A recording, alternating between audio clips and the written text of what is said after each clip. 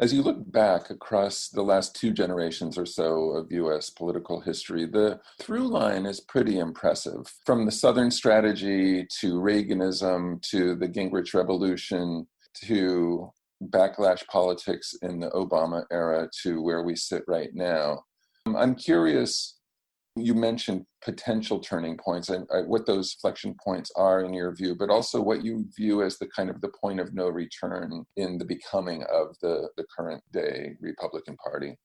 Well, I mean, we say that historically conservative parties that have faced this dilemma of sort of dealing with the simultaneous desire to protect their plutocratic supporters and need to reach out to new working class voters, that the dilemma isn't always resolved in favor of something that looks like what we have today in the US, the plutocratic populism. The British Tories, for example, managed to modernize and sort of develop a set of themes that could resonate with working class voters, even as they maintain their conservative economic position. But I think the way we think about it is a lot like the famous story of Pandora's box, that once you open it up, it's really, really hard to close it. And you're right that in opening up Pandora's box, the Republican Party drew on a lot of the themes of the Southern strategy that Nixon had used. But there is something very different between the Republican Party of, say, Donald Trump and the Republican Party of Richard Nixon. Richard Nixon was on economic policy what you might call a red Tory, right? To go back to our British example, right? He supported a huge expansion of Social Security. He courted unions, so much so that the business community was always complaining that he was only paying attention to George Meany and other union leaders. He supported a guaranteed family income. He tried to pursue national health insurance, though not effectively. So the point is just that Nixon and Nixon's advisors wanted him to appeal to white voters and invoke, frankly, racist themes to do so. But they also believed that it would be a total disaster if he adopted a really conservative economic program. And so that changed. It changes really with Reagan, but even then, Reagan is really an outlier within his party. In Congress, the old guard, which stays in power really until Newt Gingrich takes over the party in the early 1990s, the old guard was not with the Reagan program. They voted and forced Reagan to accept tax increases after he slashed taxes in 1981. In a famous episode, Reagan's advisors floated Social Security cuts, and the Senate voted 100-0 against them.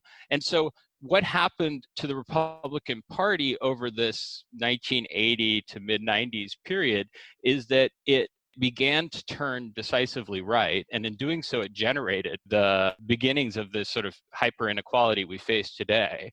But it had not yet fully embraced plutocracy. And in a lot of ways, right, there wasn't the kind of inequality that would be the foundation for that embrace, right? It was just the economy was still relatively equal, but the decline of labor and the cut in top end tax cuts and the financial free for all in the corporate world, all of those drove up incomes at the top and suppressed or depressed them below the top. And so by the 1990s, the party was faced with a choice. And I think any choice that sort of evolves out of changing circumstances, it didn't seem like a clear one to many within the party. You know, Gingrich wasn't totally on board with big business when he took over the party in 94. But once they were in power, they realized that they needed a lot of money to hold on to power. And they also, this is a congressional GOP, they also realized that there was just a great racket that could be run. You know, they invested in trying to get lobbyists to move to the Republican side, to rewarding allies and punishing enemies, to building a big money machine. You know, Tom DeLay, we now forget him. He only shows up, you know, on Dancing with the Stars and in federal courthouses. But at one time, he was this master of the House who was creating the most formidable money machine in modern congressional history. So this period then saw the congressional party embrace plutocracy. And we think the decisive point where the presidential party, if you will, embraced plutocracy was the rise of George W. Bush in 2000. So one turning point, and then I'll stop, is the defeat of John McCain's insurgent presidential bid in 2000. You know, McCain calls for a totally different program. most notably, he doesn't have big tax cuts for the rich in his policy packages. He criticizes them. But that's, of course, Bush's big domestic policy priority.